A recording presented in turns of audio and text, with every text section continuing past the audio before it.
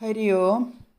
44-ാമത്തെ സ്തുതി, മത്സ്യാവതാരസ്തുതി. ഇത് ഭഗവതത്തിൽ 8-ാമത്തെ സ്കന്ധം, 24-ാമത്തെ അധ്യായം, 46 മുതൽ 53 വരെയും 61-ാമത്തെ ശ്ലോകവും. ഗോക്കൾ, വിപ്രന്മാർ, സുരന്മാർ ഇവരുടെയൊക്കെ രക്ഷക്കായി ഭഗവാൻ ഓരോരോ രൂപം ധരിക്കുന്നു. ഉത്കൃഷ്ടങ്ങളും നികൃഷ്ടങ്ങളുമായ ജീവികളിലൊക്കെയും ഉൾക്കൊള്ളുന്ന ഭഗവാനെ ഒരിക്കലും നീചത്വം ഭവിക്കുന്നില്ല. കഴിഞ്ഞ കൽപ്പാന്ത പ്രളയത്തിൽ ലോകമെല്ലാം ജലത്തിൽ മുങ്ങിപ്പോയി. ഉറങ്ങാൻ തുടങ്ങുന്ന ബ്രഹ്മാവിൽ നിന്നും വേദങ്ങളെ ബലശാലിയായ ഹയഗ്രീവൻ തട്ടിയെടുത്തു. ഇതറിഞ്ഞ് ദൈത്യാരി ആയ ഭഗവാൻ മത്സ്യരൂപമെടുത്തു. ആ കൽപ്പകാലത്ത് സത്യവ്രതൻ എന്ന പേരായ സദ്ഗുണനിധിയായ ഒരു രാജാവുണ്ടായിരുന്നു. ഭക്തനായ രാജാവ് ജലം മാത്രം കഴിച്ച് തപം ചെയ്ത് അടുത്ത കൽപ്പത്തിൽ ആദ്യമനുവാക്കിയത് ഇദ്ദേഹത്തെയാണ്. സത്യവ്രത രാജാവ് ഒരു ദിവസം കൃതമാലാ നദിയിൽ തർപ്പണം ചെയ്യുമ്പോൾ കയ്യിലെടുത്ത വെള്ളത്തിൽ വിശേഷതരമായ ഒരു മീനിനെ കണ്ടു. വെള്ളത്തോടെ അതിനെ നദിയിലിട്ടു. ആ മത്സ്യം കരുണ തോന്നും വിധം രാജാവിനോട് പറഞ്ഞു, മറ്റു മത്സ്യങ്ങൾ എന്നെ ഭക്ഷിക്കും, അതിനാൽ എന്നെ രക്ഷിക്കണം, ഇങ്ങനെ വിട്ടുകളയരുത്. സത്യവ്രതൻ ആ മത്സ്യത്തെ രക്ഷിക്കാൻ നിശ്ചയിച്ച് ജലപാത്രത്തിൽ അതിനെ ഇട്ട് ആശ്രമത്തിലേക്ക് കൊണ്ടുപോയി. ഒരു രാത്രി കൊണ്ട് കമണ്ടലുവിൽ ആ മത്സ്യം നിറഞ്ഞു വളരുകയാൽ അതിനെ അടുത്ത ദിവസം ഒരു കുടത്തിലാക്കി. ഒരു ദിവസം കൊണ്ട് അതിലും നിറഞ്ഞതിനാൽ മത്സ്യം പറഞ്ഞു, എനിക്ക് വസിക്കുവാൻ വിപുലമായ സ്ഥലം വേണം, അതിനാലാണല്ലോ ഞാൻ ഭവാനെ ശരണം പ്രാപിച്ചത്.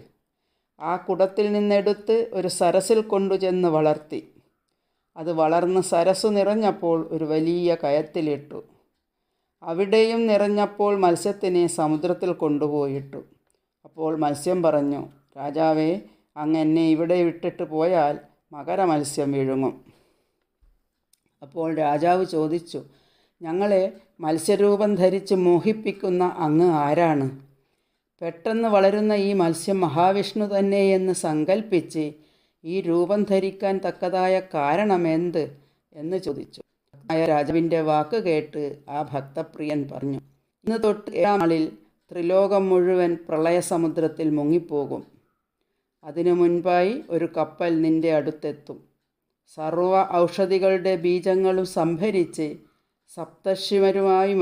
സപ്തർഷിമാരുമായി ആ കപ്പലിൽ കയറി ആ മഹാപ്രളയജലത്തിൽ സഞ്ചരിക്കൂ. കാറ്റ് തട്ടി ചലിക്കുന്ന ആ കപ്പലിനെ സമീപത്ത് തന്നെ ഉണ്ടാകുന്ന എൻ്റെ കൊമ്പിൽ ബന്ധിക്കണം. കയറായി വാസുകി എത്തിക്കൊള്ളും. പ്രളയകാലം കഴിയും വരെ ഋഷികളോടും കപ്പലോടും കൂടി അങ്ങയെ സമുദ്രത്തിൽ വലിച്ചുകൊണ്ട് ഞാൻ സഞ്ചരിച്ചു കൊള്ളാം. അപ്പോൾ പരബ്രഹ്മമെന്ന് പറയുന്ന എൻ്റെ മഹിമയെ ചോദ്യോത്തരങ്ങൾ വഴി ഞാൻ അനുഗ്രഹപൂർവം പ്രകാശിപ്പിക്കും. ആ പരമാർത്ഥം അങ്ങ് ഹൃദയത്തിലറിയും. അങ്ങേക്ക് ബ്രഹ്മസാക്ഷാത്കാരമുണ്ടാകും. ഇപ്രകാരം അരുളി ചെയ്ത് മത്സ്യമൂർത്തി അന്തർധാനം ചെയ്തു.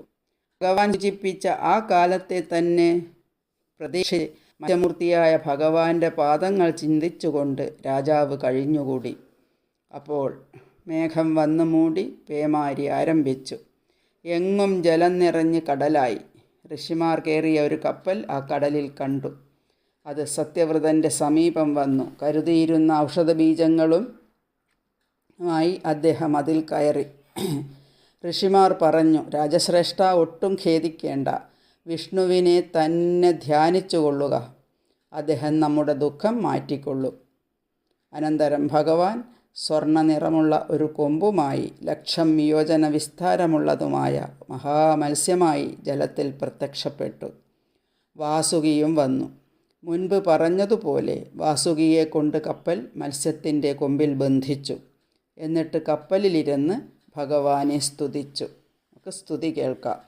രാജോവാച അനാദ്യവിദ്യോപഹതാത്മസംവിദ തന്മൂലസംസാരപരിശ്രമാതുര യദൃച്ഛയേഹോപസൃതായമാപ്നുയു വിമുക്തിദോ ന പരമോ ഗുരുർഭവാൻ ജനോ ബുധോയം നിജകർമ്മബന്ധന സുഖേച്ഛയാ കർമ്മസമീഹതേ സുഖം യൽസേവയാ താം വിധുനോത്യസന്മതിം ഗ്രന്ഥിം സബിന്ധ്യാത് ഹൃദയം സനോ ഗുരു യൽസേവയാഗ്നേരിവ രുദ്രരോദനം പുമാൻ വിജഹ്യാന്മലഭാത്മനസ്തമ ഭജേതവർണം നിജമേഷ സോവ്യയോ ഭൂയാസ ഈശ പരമോ ഗുരോർഗുരോ ന യത്പ്രസാദായുധഭാഗലേ സമന്യേ ച ദേവ ഗുരവോ ജനാ സ്വയം കർത്തും സമേതാ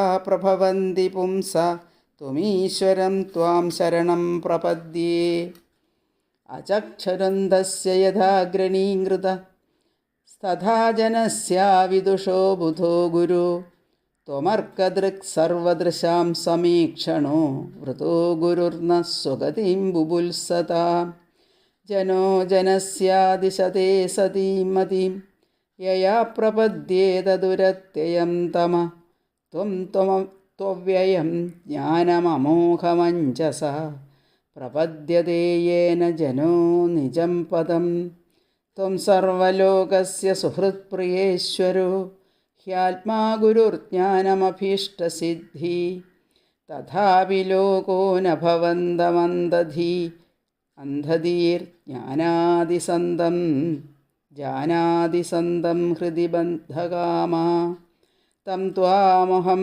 ദേവവരം വരേണ്യം പ്രപദ്യൈശം പ്രതിബോധനായ ചിന്ത്യർത്ഥദീപൈർഭഗവൻ വചോഭിർഗ്രന്ഥീൻ ഹൃദയ്യാൻ വിവൃണുസ്വമോകാഃ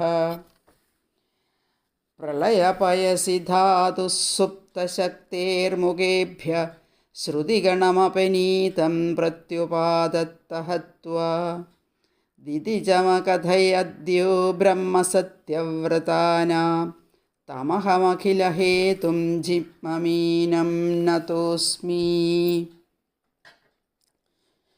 അഗ്നിയുടെ സമ്പർക്കം മൂലം വെള്ളി എങ്ങനെയോ അങ്ങനെ തന്നെ മനുഷ്യൻ യാതൊരാളുടെ പാദസേവയാൽ മനസ്സിൻ്റെ മലമായ അജ്ഞാനം വിടുകയും തൻ്റെ സ്വാഭാവികമായ നിർമ്മലഭാവം പ്രാപിക്കുകയും ചെയ്യുന്നുവോ ആ സർവേശ്വരൻ ഞങ്ങൾക്ക് ഗുരുവായി തീരട്ടെ. അവിടുന്ന് തന്നെയാണ് ഗുരുവിനും പരമഗുരുവായിട്ടുള്ളത്.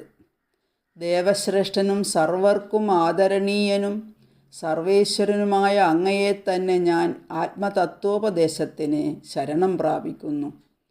ഭഗവാൻ അഹങ്കാരഗ്രന്ഥികളെ ഭേദിച്ചാലും ആത്മസ്വരൂപം പ്രകാശിപ്പിച്ചാലും മത്സ്യം ആ മഹാപ്രളയത്തിൽ കിടന്ന് കളിച്ചുകൊണ്ട് രാജാവിന് ആത്മതത്വവും ജ്ഞാനം, ഭക്തി, കർമ്മം എന്ന യോഗത്രയങ്ങളോടുകൂടിയ മത്സ്യപുരാണമെന്ന ദിവ്യ സംഹിതയും പറഞ്ഞുകൊടുത്തു. ഭഗവാൻ പറഞ്ഞതു മുഴുവൻ സപ്തർഷികളോടുകൂടി കപ്പലിൽ വസിക്കുന്ന രാജാവ് കേട്ടു. ആ മത്സ്യം പിന്നെ പോയി ഹയഗ്രീവനെ കൊന്ന് വേദങ്ങൾ വീണ്ടെടുത്ത് പ്രളയാനന്തരം ഭഗവാൻ ഉണർന്നെഴുന്നേറ്റ ബ്രഹ്മാവിനെ വേദങ്ങൾ ഏൽപ്പിച്ചു. ആ പ്രളയത്തിനു ശേഷമുള്ള കൽപ്പത്തിൽ സത്യവ്രത രാജാവ് വൈവസ്വതൻ എന്ന പേരിൽ ആദ്യ മനുവായി. ഭഗവാൻ മനുവിന് ആത്മജ്ഞാനം നൽകിയ കഥ കേൾക്കുന്നവന് പാപമെല്ലാം നശിക്കും. മത്സ്യരൂപമെടുത്ത ഭഗവാന് എൻ്റെ നമസ്കാരം. ഓം നമോ ഭഗവതേ വാസുദേവായ.